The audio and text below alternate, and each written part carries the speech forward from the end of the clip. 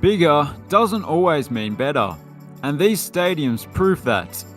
Okay, I haven't specifically chosen the 10 best small stadiums. Some of them are just quirky, or they're in a prime location, or they just piqued my interest in some way. So, with that being said, let's just get into it. Here are 10 small but incredible football stadiums in Europe. Starting off with Sparta Stadion Het Kasteel. Now, what's so special about this stadium? I mean, it's nice, but it doesn't look like anything out of the ordinary. Ooh, that's lovely. The eagle-eyed or eared amongst you may have noticed that Kasteel kinda sounds like castle, and that's where the stadium gets its name, the castle-like exterior, which was built in 1916 and was originally positioned behind the goals of the original field. Swisspor Arena. I gotta say, it's a very misleading name. Swiss not poor, Swiss rich. That's why Swiss has gold stadium.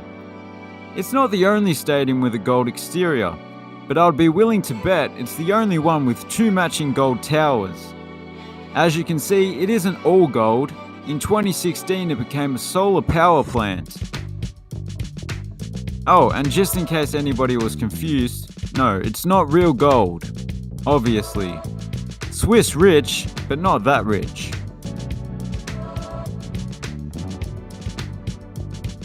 Stadio Pierluigi Penzo. Okay, well the stadium itself is as rudimentary as it gets, but it's all about that location. Not only is it in the famous city of Venice, with beautiful architecture all around, but it's also surrounded by water. And yeah, there's no gold towers overlooking it, but this church bell tower looks way better. Wait a second, I thought there was always supposed to be a stack of hay at the bottom of these towers. Brentford Community Stadium. It chose a bad year to open, but I won't hold that against it.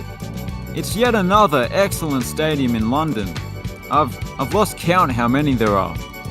The stadium, squoze between railway tracks, is just a beautiful piece of architecture. It almost resembles some sort of abstract sculpture. You know those ones you see on the side of a freeway? The ones with thousands of seats inside of them? Actually, you know what?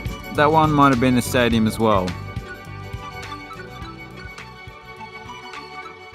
Stade Louis. Oh, sorry, that's Louis II.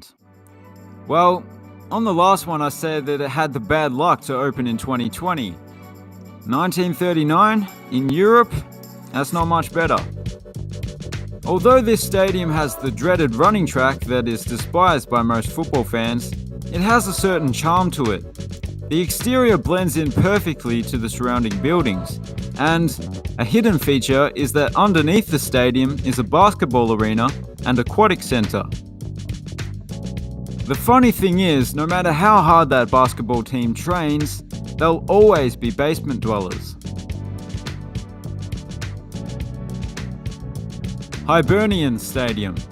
It's a similar situation with the Venice one, where the stadium is as basic as you can get, but the elevated view above the docks is just superb, and they know it too, because all the seating is facing that direction.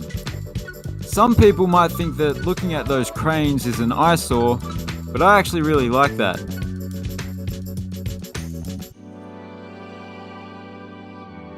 I won't try to pronounce the name, but it's also known as the Crater. I have no idea why. What I do know is that it's the main stadium used for Slovenia's national football team, and the unique design uses earth as part of the facade, which almost makes it look like some sort of meteor impact zone. You know what I mean? Like a divot in the ground after a meteor strike? Anyway, it's not the only remarkable element of the design. The grid pattern on the inside of the roof looks like, well, whatever this is. Stade Marcel Sopin. Okay, this is a weird one.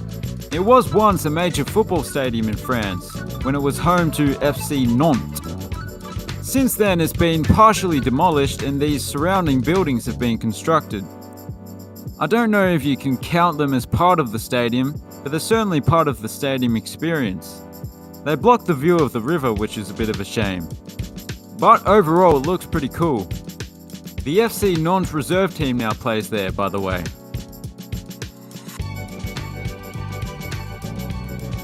Aker Stadium. This sleek modern stadium is located on the banks of the Molde Fjord.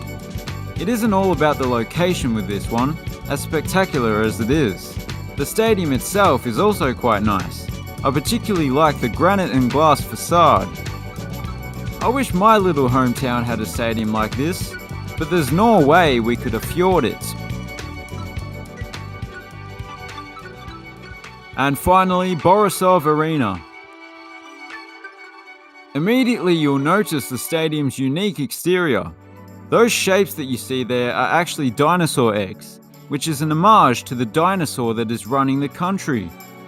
Seriously, look up his most well-known quote and you'll see what I mean. Dictators aside, the stadium hosts Belarus's most successful football club, as well as the occasional international match. It's actually a pretty cool stadium to be fair, and it's completely surrounded by forest, which is a bonus.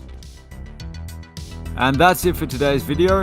We might make a part 2, so please leave your stadium suggestions in the comments. Also, if you enjoyed the video, please consider subscribing if you haven't done so already. Thanks for watching, have a good one.